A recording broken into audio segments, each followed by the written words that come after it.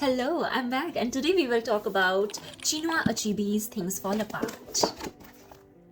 Yes, and first is Okonkwo's tragic fall, of course. Okonkwo had many flaws, which includes anger, violence, like short temperament and all. Second, it includes rash decisions. Third, it is stubbornness. And as we go along these lines, we understand that Okonkwo is not only a perfect figure of Umofia tribe, but it also an important character that has its own flaws and has its own mistakes that led to his downfall.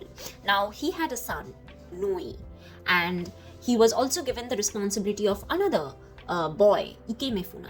After the death of Ikemefuna, we could actually see that the norms and the codes of the Umofia tradition was sometimes very ruthless and inhuman. It was indecent to the civilized sense.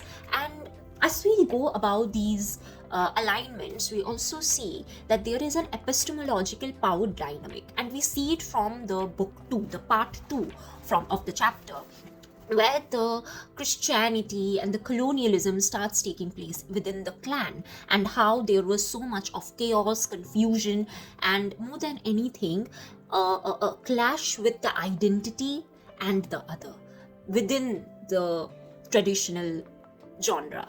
So as we see, there is also the theme of culinary tribal culture. So the culinary culture that we see here is also very interesting, because the locust is a very important symbol, which is actually an insect that comes like after every 10 generations or something like that, and the locusts can be cooked and eaten, but too much of locust is threat to the nature itself. It is threat to the people as well. So there is one culture that we talk about. The second is the yam, the cocoa yam and the elongated yam. Now, cocoa yam is of course known as the female yam because it can be easily cultivated by the females out there. But the elongated yam, which I personally see it as a phallic centered thematic symbol, because that talks that how there was a distinguished difference, or there was a huge difference between the men and the female out there. Female were supposed to be docile. So here we can talk about in various themes, both as an epistemological power dynamic. We can also talk about in the Jungian sense that how Noi kind of really was able to fulfill his integrated self, whereas Okonkwo couldn't, because the moment Okonkwo's illusionment or the understanding, the perception of the Umofia dismantled, his self also dismantled. And at the end, of course, there is a very famous line that really changed the entire narrative and made us aware of the Orientalism that prevailed during the post-colonial context. So here, he had already chosen the title of the book after much thought, The Pacification of the Primitive Tribes of the Lower Niger.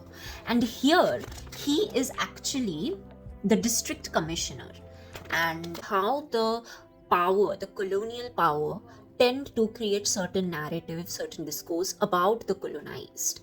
And Umofia clan, as we come to an understanding, we understand that the clan might have a lot of faults, but there was an immense amount of diverse ethnicity that made it very different from other clans.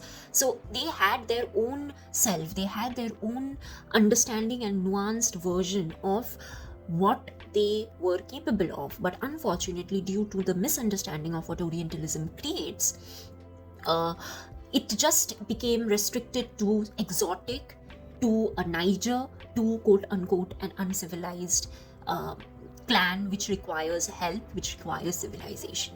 So here, I just wanted to talk about these things. And apart from that, I have also the other two books, because I was very interested and fascinated with this, so I couldn't help but buy it. These were all published with, of course, a couple of different years timeline. They all were published as a trilogy. And yeah, so if you really want to see, even I want to make a review on this, I want to read the book and talk much about it, so do follow me if you want. And yeah, I won't say that if you give up on life, no problem, life will never give up on you. Bye.